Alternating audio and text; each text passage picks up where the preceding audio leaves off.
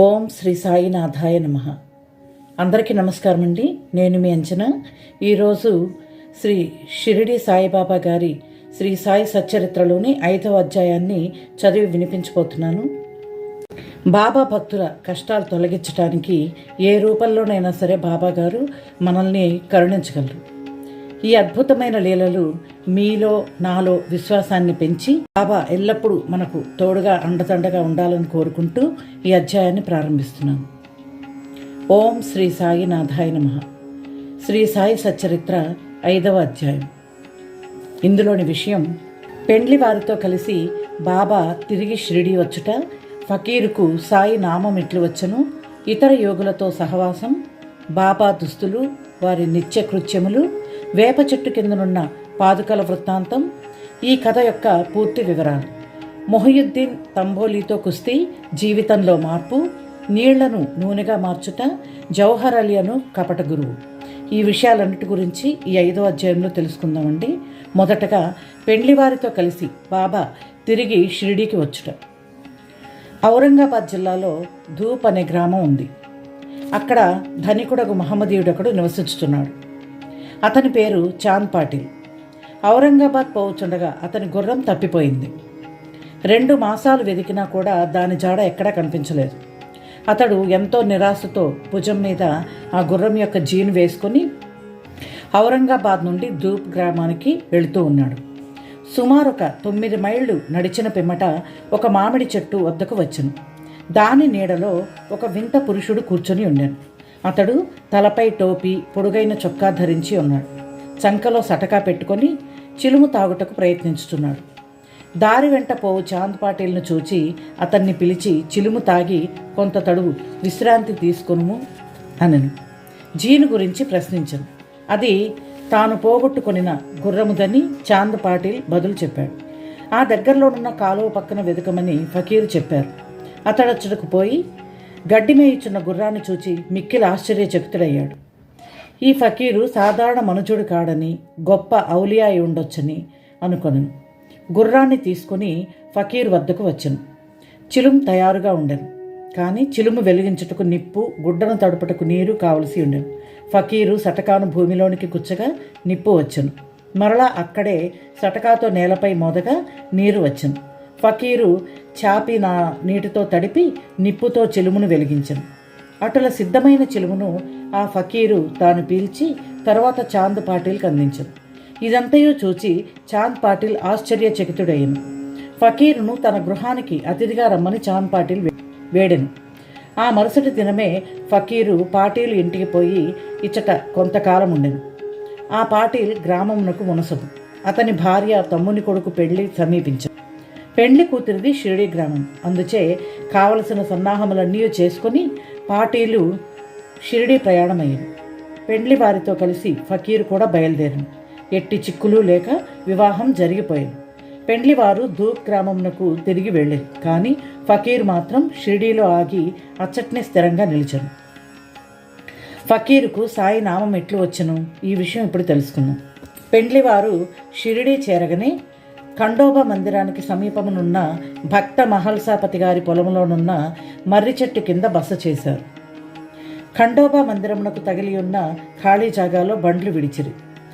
బండ్లలో ఉన్నవారు ఒకరి తర్వాత ఒకరు దిగిరి. ఫకీరు కూడా దిగిను. బండి దిగుచున్న యువ ఫకీర్ను చూచి భక్త మహల్సాపతి రండి సాయి అని స్వాగతించరు. తక్కిన వారు కూడా ఆయనను సాయి అని పిలవనారంభించారు. అది మొదలు వారు సాయిబాబాగా ప్రఖ్యాతులయ్యారు. తర్వాత ఇతర యోగులతో ఆయన సహవాసం గురించి తెలుసుకుందాం. సాయిబాబా షిరిడీలో ఒక మసీదులో నివాసం ఏర్పరచుకున్నారు. బాబా షిరిడీ రాకపూర్వమే దేవీదాస్ అను యోగి షిరిడీలో ఎన్నో సంవత్సరాల నుండి నివసించుతున్నారు. బాబా అతనితో సాంగత్యమునకు ఇష్టపడింది. అతనితో కలిసి కొంతకాలం ఒంటరిగా ఉండెను. అంతలో జానకీదాసు, గోసావి అను ఇంకొక యోగి అచ్చటకు వచ్చెను. బాబా అప్పుడప్పుడు ఈ యోగితో మాట్లాడుచుండేవారు, లేదా బాబా ఉండు చోటుకు జానకీదాసు పోవుచుండెను. అట్లనే పుణతాంబే నుండి ఒక వైశ్య యోగి షిరిడీ వచ్చుచుండేవాడు. ఆయన గృహస్థుడు, పేరు గంగాగీర్. ఒకనాడు బాబా స్వయముగా కుండలతో నీళ్లు తెచ్చి పూల చెట్లకు పోయిచుండట చూచి అతడు షిరిడీ గ్రామస్తులతో ఇట్లనెను, ఈ మణి ఇచ్చటుండుటచే షిరిడీ పుణ్యక్షేత్రమైనది. ఈయన ఈనాడు కొండలతో నీళ్లు మోయుచున్నాడు, కానీ ఇతడు సామాన్య మానవుడు కాడు. ఈ నేల నిజముగా పుణ్యం చేసుకున్నది కనుకనే సాయిబాబాను ఈ మణిని రాబట్టుకొనగలిగాను. ఏవలా గ్రామంలోనున్న మఠంలో ఆనందనాథుడను యోగి పుంగవుడు ఉండెను. అతడు అక్కల్ కోట్కర్ మహారాజు గారి శిష్యుడు. అతడు ఒకనాడు షిరిడీ గ్రామ నివాసులతో బాబాను చూడవచ్చును. అతడు సాయిబాబాను చూచి ఇట్లనెను, ఈయన ఒక అమూల్యమైన రత్నం. సామాన్య మానవుని వలె కనిపించినప్పటికీ ఈయన మామూలు రాయి వంటి వాడు కాదు. ఈయనొక అమూల్య వజ్రం. ముందు ముందు ఈ సంగతి మీకే తెలియగలదు. ఇట్లనుచు ఆనందనాథుడు తిరిగి ఏవలా వెళ్ళెను. ఇది శ్రీ సాయిబాబా యవ్వనమున జరిగిన సంగతి. బాబా దుస్తులు, వారి యొక్క నిత్య కృత్యముల గురించి తెలుసుకుందాం. యవ్వనమందు బాబా తమ తల వెంట్రుకలు కత్తిరించుకొనక జుట్టు పెంచుకుంటూ ఉండేవారు. పహిల్వాన్ వలె దుస్తులు వేసుకునేవారు. షిరిడీకి 3 మైళ్ళ దూరంలో ఉన్న రహతాకు పోయినప్పుడు ఒకసారి బంతి, గన్నేరు, నిత్యమల్లె మొక్కలు తీసుకొనొచ్చి నేలను చదును చేసి వాటిని నాటి నీళ్లు పోయిచుండేది. అనుదినము వామన్ తాత్య అను కుమ్మరి బాబాకు కాల్చని 2 పచ్చి కుండలను ఇచ్చుచుండేవారు. బాబా స్వయంగా బావి నుండి నీళ్లు చేది ఆ నీటిని ఆ పచ్చి కుండలతో తోడి భుజముపై మోసుకొని తెచ్చి మొక్కలకు పోసేవారు. సాయంకాలం ఆ కుండలను వేప చెట్టు మొదట బోర్లించుచుండేది. కాల్చని ఒకటిచే అవి వెంటనే విరిగి మొక్కలు అవుతుండేవి. ఇట్లు 3 సంవత్సరాలు గడిచెను. సాయిబాబా కృషి వల్ల అచ్చట ఒక పెద్ద పూల తోట మొలిచెను. ఆ స్థలంలో ఇప్పుడు బాబా సమాధి ఉన్నది. దానినే సమాధి మందిరం అంటారు. దానిని దర్శించుట కొరకే అనేక మంది భక్తులు విశేషంగా పోవుచున్నారు. ఇప్పుడు వేప చెట్టు కిందున్న పాదుకల వృత్తాంతం. షిరిడీలోని వేప చెట్టు పాదుకలు ఎవరు ప్రతిష్ఠించారు, ఎప్పుడు జరిగింది, దాని గురించి తెలుసుకుందాం. అక్కల్ కోట్కర్ మహారాజు గారి భక్తుడు భాయి కృష్ణజీ అలీ బాక్కర్. ఇతడు అక్కల్ కోట్కర్ మహారాజు గారి చిత్రపటాన్ని పూజించేవాడు. అతడు ఒకప్పుడు షోలాపూర్ జిల్లాలోని అక్కల్కోట గ్రామమునికి పోయి మహారాజు గారి పాదుకలు దర్శించి పూజించవలనని అనుకున్నారు. అతడచ్చటికి పోక మునిపే స్వప్నములో ఆ మహారాజు దర్శనమిచ్చి ఇట్లు చెప్పెను, ప్రస్తుతం షిరిడీ నా నివాస స్థలం. అచ్చటికి పోయి నీ పూజ అనరింపు. అందుచే అక్కల్కోట పోవలనను తన నిర్ణయాన్ని మార్చుకొని భాయి కృష్ణజీ షిరిడీ చేరి బాబాను పూజించి అచ్చటనే 6 మాసములు ఆనందముతో గడిపెను. దీని జ్ఞాపకార్థం పాదుకలు చేయించి శ్రావణ మాసములో ఒక శుభదినమున వేప చెట్టు కింద ప్రతిష్ఠ చేయించెను. ఇది శకా సంవత్సరం 1834 శ్రావణ మాసంలో జరిగింది. దాదా కేల్కర్, ఉపాసనీ బాబా అనువారు పూజను శాస్త్రోక్తంగా జరిపిరి. దీక్షిత్ అను బ్రాహ్మణుడు పాదుకల నిత్య పూజకు నియమింపబడింది. దీనిని పర్యవేక్షించు బాధ్యత భక్త సగుడమేర్ నాయక్కు అప్పగించబడింది. ఈ కథ యొక్క పూర్తి వివరాలు ఇప్పుడు తెలుసుకుందాం. ఠాణే వాస్తవ్యుడైన శ్రీ బివి దేవు బాబాకు గొప్ప భక్తుడు. వీరు మామల్తుదారుగా పదవి విరమణ చేసిరి.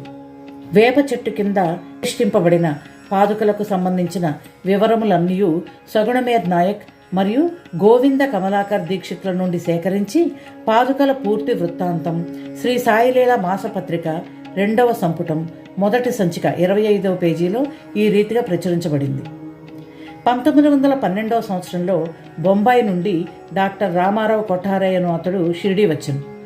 వానితో పాటుగా అతని కాంపౌండర్ను మరియు అతని మిత్రుడైన భాయి కృష్ణజీ అలీ బాక్కర్ అనునతడును వెంట వచ్చిరి. షిరిడీలో వారు సగుణమేర్ నాయక్కు, జీకే దీక్షిత్కు సన్నిహితులయ్యారు. అనేక విషయాలు తమలో తాము చర్చించుకొనున్నప్పుడు సంభాషణవశాత్తు బాబా ప్రప్రథమమున షిరిడీ ప్రవేశించి వేప చెట్టు కింద తపస్సు చేసిన దాని జ్ఞాపకార్థం బాబా పాదుకలను రాతితో చెక్కించుటకు నిర్ణయించారు. ఈ సంగతి డాక్టర్ రామారావు కొఠారేకు తెలిపినచో ఆయన చక్కని పాదుకలు చెక్కించదరని భాయి కృష్ణజీ మిత్రుడైన కాంపౌండర్ సలహా ఇచ్చారు. అందరూ ఈ సలహాకు సమ్మతించారు. అప్పటికి బొంబాయి తిరిగి వెళ్లిన డాక్టర్ గారికి ఈ విషయాన్ని తెలియపరిచారు. వారు వెంటనే మరలా షిరిడీ వచ్చి పాదుకల నమూనా వ్రాయించిరి. ఖండోబా మందిరమందున్న ఉపాసనీ మహారాజ్ వద్దకు పోయి తాము వ్రాసిన పాదుకల నమూనాను చూపిరి. శ్రీ ఉపాసని దానిలో కొన్ని మార్పులను చేసి పద్మము, శంఖము, చక్రము మొదలగునవి చేర్చి బాబా యోగశక్తిని, వేప చెట్టు గొప్పతనమును, తెలుపు ఈ క్రింది శ్లోకాన్ని కూడా చెక్కించమనిది. సదా నింబవృక్షస్య మూలాధివాసాత్ సుధాశ్రావిణం తిక్తమప్యప్రియంతం తరుణ్ కల్పవృక్షాధికం సాధయంతం నమామీశ్వరం సద్గురుం సాయినాథం. ఉపాసని సలహాలను ఆమోదించి పాదుకలు బొంబాయిలో చేయించి కాంపౌండర్ ద్వారా పంపిరి. శ్రావణ పౌర్ణమి నాడు స్థాపన చేయమని బాబా ఆజ్ఞాపించను. ఆనాడు 11 గంటలకు జీకే దీక్షిత్ తన శిరస్సుపై పాదుకలు పెట్టుకొని ఖండోబా మందిరం నుండి ద్వారకామాయికి ఉత్సవంతో వచ్చిరి. బాబా ఆ పాదుకలను స్పృశించి అవి భగవంతుని పాదుకలని నుడివెను. వానిని వేప చెట్టు మూలమున ప్రతిష్ఠింపమని ఆదేశించను. ఆ ముందు రోజు బొంబాయి నుండి పాస్తా సేట్ అను పార్సీ భక్తుడొకడు మనీ ఆర్డర్ ద్వారా 25 రూపాయలు పంపియుండెను. బాబా ఆ పైకము పాదుకా ప్రతిష్టకు అగు ఖర్చు నిమిత్తం ఇచ్చను. మొత్తం 100 రూపాయలు ఖర్చయినవి. అందులో 75 రూపాయలు చందాల ద్వారా వసూలు చేసిరి. మొదటి 5 సంవత్సరములు జీకే దీక్షిత్ ఈ పాదుకలకు పూజ చేశాను. తరువాత లక్ష్మణ్ కచేశ్వర్ జాఖడే అను బ్రాహ్మణుడు పూజ చేయుచుండెను. మొదటి 5 సంవత్సరములు నెలకు 2 రూపాయల చొప్పున డాక్టర్ కొటారే దీపపు ఖర్చు నిమిత్తం పంపుచుండెను. పాదుకల చుట్టూ కంచె కూడా పంపెను. ఈ కంచెయు పైకప్పును కోపర్గాం స్టేషన్ నుండి షిరిడీ తెచ్చుటకు 7-8 రూపాయలు సగుణమేర్ నాయక్ ఇచ్చను. మొట్టమొదట భాయి కృష్ణజీ అక్కల్ కోట్కర్ మహారాజ్ భక్తుడు. 1912వ సంవత్సరంలో వేప చెట్టు కింద పాదుకలు స్థాపించినప్పుడు అక్కల్ కోటకు పోవచ్చు మార్గ మధ్యమున షిరిడి అందు దిగను. బాబా దర్శనం చేసిన తరువాత అక్కల్ కోట గ్రామమునకు పోవలననుకొని బాబా వద్దకేగి అనుమతి నిమ్మనను. బాబా ఇట్లడను, అక్కల్ కోటలో ఏమున్నది? అక్కడేలా పోయేదవు? అక్కడుండే మహారాజ్ ప్రస్తుతం ఇక్కడనే ఉన్నారు, వారే నేను. ఇది విని భాయి కృష్ణజీ అక్కల్ కోట వెళ్ళుట మానుకొనెను. పాదుకల స్థాపన తరువాత అనేక పర్యాయములు షిరిడి యాత్ర చేశాను. హేమాడ్ పంతునికి వివరములు తెలిసి ఉండవు. తెలిసి ఉన్నచో సచ్చరిత్రలో వ్రాయట మాని ఉండరు. మొహియుద్దీన్ తంబోలీతో కుస్తీ జీవితంలో మార్పు, ఈ విషయం గురించి ఇప్పుడు తెలుసుకుందాం. షిరిడీ గ్రామంలో కుస్తీలు పట్టుట చాలా అలవాటుగా ఉండేది. అచ్చట మొహియుద్దీన్ తాంబోలి అనేవాడు తరచుగా కుస్తీలు పట్టుచుండేవాడు. వానికి బాబాకు ఒక విషయంలో భేదాభిప్రాయం వచ్చి కుస్తీ పట్టారు. అందులో బాబా ఓడిపోయారు. అప్పటి నుండి బాబాకు విరక్తి కలిగి తన దుస్తుల్ని నివసించే రీతిని మార్చుకొనేను. లంగోటి బిగించుకొని పొడవాటి చొక్క అనగా కఫ్నీని తొడుగుకొని నెత్తిపైన గుడ్డ కట్టుకునేవారు. ఒక గోనె ముక్కపై కూర్చునేవారు. చింకి గుడ్డలతో సంతృష్టి చెందడివారు. రాజ్యభోగము కంటే దారిద్ర్యమే మేలని నుడివడివారు. పేదవారికి భగవంతుడు స్నేహితుడనేవారు. గంగాగీర్కు కూడా కుస్తీల యందు ప్రేమ. ఒకనాడు కుస్తీ పట్టుచుండగా అతనికి వైరాగ్యం కలిగెను. అదే సమయంలో దేహమును దమించి దేవుని సహవాసం చేయమని ఒక అశరీరవాణి అతనికి వినిపించను. అప్పటి నుండి గంగాగీరు సంసారం విడిచను. ఆత్మ సాక్షాత్కారం కొరకు పాటుపడెను.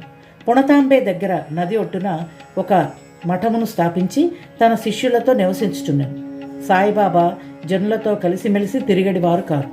ఎవ్వరితోనూ తమంతట తాము మాట్లాడేవారు కారు. ఎవరైనా ఏదైనా అడిగిన దానికి మాత్రం జవాబిచ్చువారు. దినములో ఎక్కువ భాగం వేప చెట్టు నీడయందు, అప్పుడప్పుడు ఊరవతల ఉన్న కాలువ ఒడ్డున గల తుమ్మ చెట్టు నీడన కూర్చునడివారు. సాయంకాలం ఊరకనే కొంత దూరం నడిచెడివారు. ఒక్కొక్కసారి నీమ్గాం పోవుచుండేవారు. నీమ్గాంలో బాబాసాహెబ్ త్రియంబక్జీ డేంగలే అనునతని ఇంటికి తరచుగా పోవారు. బాబాసాహెబ్ డేంగలే అందు సాయిబాబాకు మిక్కిలి ప్రేమ.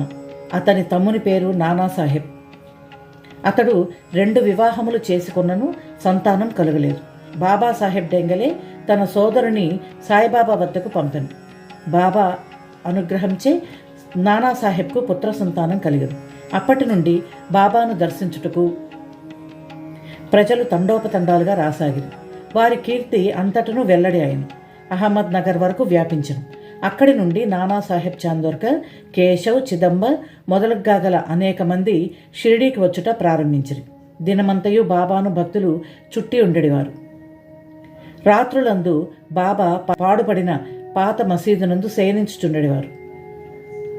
పొగ పీల్చుకొని చిలింగొట్టము, కొంత పొగాకు, ఒక రేకు డబ్బా, కఫ్ని, తలగుడ్డ ఎల్లప్పుడూ దగ్గరుంచుకొని సటకా మాత్రమే అప్పట్లో ఆయనకున్న సామాన్లు.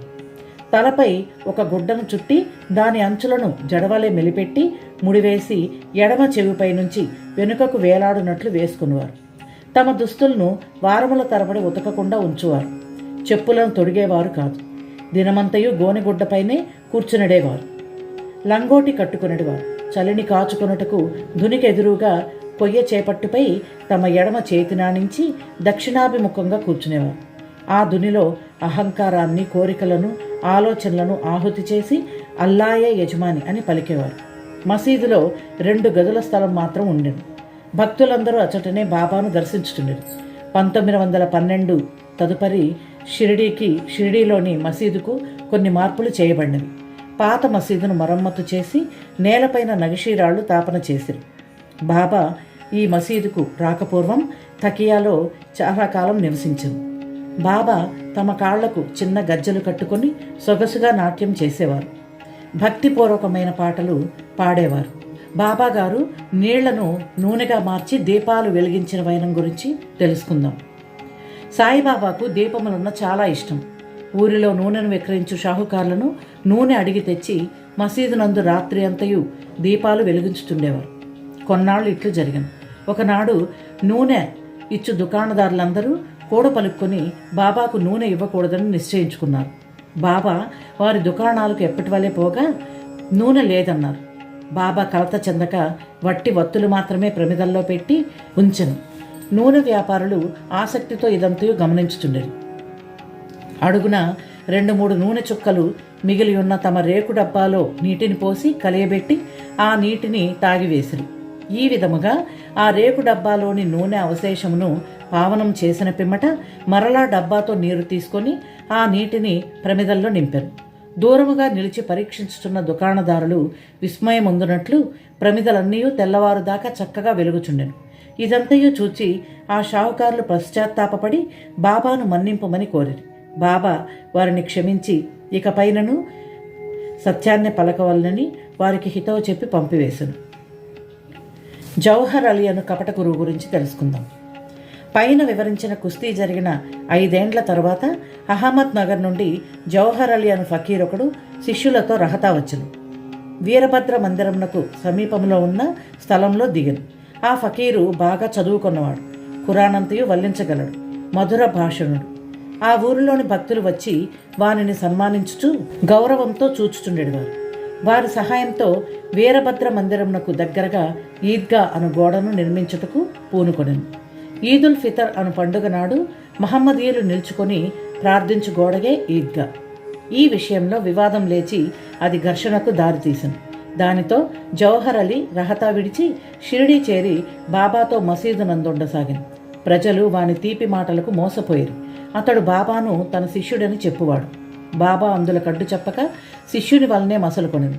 తరువాత గురు శిష్యులిద్దరూ రహతాకు పోయి అచ్చట నివసించుటకు నిశ్చయించుకునేరు. గురువునకు శిష్యుని శక్తి ఏమీ తెలియకుండాను. శిష్యునికి మాత్రం గురువు యొక్క లోపములు బాగా తెలియను. అయినప్పటికీ బాబా ఆ కపట గురువునెప్పుడూ అగౌరవించక శిష్య ధర్మమును శ్రద్ధగా నెరవేర్చుచుండెడివారు. అప్పుడప్పుడు వారిరువురు షిరిడీకి వచ్చి పోవుచుండెడివారు. కానీ అధికంగా రహతాలోనే నివసించేవారు. షిరిడీలోని సాయి భక్తులకు బాబా ఆ విధముగా రహతాలో ఉండుట ఎంతమాత్రం ఇష్టం లేకుండా, అందుచే వారందరూ కలిసి సాయిబాబాను మరలా షిరిడీకి పిలుచుకొని వచ్చుటకు రహతా వెళ్ళారు. వారు రహతాలో ఈద్గా వద్ద బాబాను ఒంటరిగా చూచి వారిని తిరిగి షిరిడీ తీసుకొని పోవుటకై వచ్చినామని చెప్పిరి. జౌహర్ అలీ ముక్కోపి అని, ఆయన తనను విడిచిపెట్టడని, అందువలన వారు తన యందు ఆశ విడిచి ఫకీరు అక్కడకు వచ్చు లోపల షిరిడీ మరలి వెళ్ళుట మంచిదని బాబా వారికి సలహా ఇచ్చారు. వారిట్లు మాట్లాడుకొనుచుండగా జౌహర్ అలీ అక్కడికి వచ్చి బాబాను తీసుకొని పోవుటకు ప్రయత్నించుతున్న షిరిడీ ప్రజలపై మండిపడెను. కొంత వాదోపవాదములు జరిగిన పిమ్మట గురు శిష్యులిద్దరూ తిరిగి షిరిడీ పోవుటకు నిర్ణయమైనది. వారు షిరిడీ చేరి అచట్నే నివసించుచుండిరి. కొన్ని దినముల పిమ్మట దేవీదాసు ఆ కపట గురువును పరీక్షించి అతని బండారం బయటపెట్టెను. చాంద్ పాటిల్ పెళ్లి బృందముతో బాబా షిరిడీ వచ్చుటకు 12 సంవత్సరముల ముందే 10-12 వయసులో దేవీదాసు షిరిడి చేరును. వారు మారుతి దేవాలయంలో ఉండేవారు. దేవీదాసు చక్కని అంగసౌష్ఠవం, తేజోవంతములైన నేత్రములు కలిగి నిర్వ్యామోహితావతారం వలె జ్ఞాని వలె కనపడుచుండెను.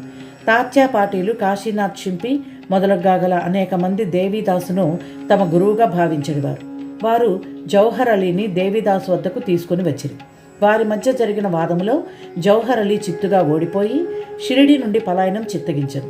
ఆ తరువాత అతడు వైజాపూర్లో ఉండి చాలా ఏండ్ల తరువాత షిరిడి తిరిగి వచ్చి బాబా పాదములపై పడింది. తాను గురువు, సాయిబాబా శిష్యుడను భ్రమ వాని మనస్సు నుండి తొలగి తన ప్రవర్తనకు పశ్చాత్తాపపడెను. సాయిబాబా వాన్ని యథారీతి గౌరవంగానే చూచను. ఈ విధముగా శిష్యుడు గురువునెట్లు సేవింపవలనో, ఎట్లు అహంకార మమకారములను విడిచి గురు శుశ్రూష చేసి తుదకు ఆత్మ సాక్షాత్కారాన్ని పొందవలనో బాబా ఆచరణాత్మకంగా నిరూపించరు. ఈ కథ భక్త మహల్సాపతి చెప్పిన వివరముల ఆధారంగా వ్రాయబడింది. 5వ అధ్యాయం సంపూర్ణం. సద్గురు శ్రీ సాయినాథార్పణమస్తు. శుభం భవతు. ఓం శాంతి శాంతి శాంతి. మనందరం భక్తి శ్రద్ధలతో ఈ అధ్యాయాన్ని ముగించాము కనుక ఆ షిరిడి సాయినాథుని ఆశీస్సులు మనకు ఎల్లప్పుడూ ఉంటాయని మనస్ఫూర్తిగా నమ్ముతూ ఈ అధ్యాయాన్ని విరమిస్తున్నాను. మీకు నా వీడియోస్ కనుక నచ్చినట్లయితే తప్పకుండా సబ్స్క్రైబ్ చేసుకుని, లైక్ చేసి, ఇతరులకి షేర్ చేసి కామెంట్ చేయండి. ఓం శ్రీ సాయినాథాయ నమః అని కామెంట్ చేయండి. Thank you.